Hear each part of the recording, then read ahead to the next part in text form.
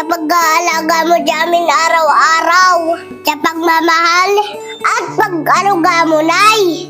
Nag-iitsa ka sa puso ko, Nay. Masaya po ako, ikaw nanay ko.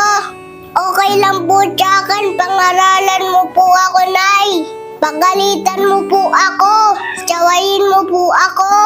Ipaalam mo po sa akin kung anong tama at mali. Dahil bata pa po ako, Nay.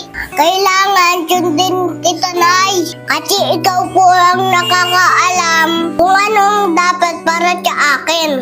Salamat sa sakripisyo mo sa amin, Nay. Susuklian ko po ng respeto at pagmamahal lahat ng pagod mo, Nay. Magiging mabuting bata po ako. Kagaya po ng lagi niyong sinasabi ni Tatay. Mahal na mahal kita, Nay.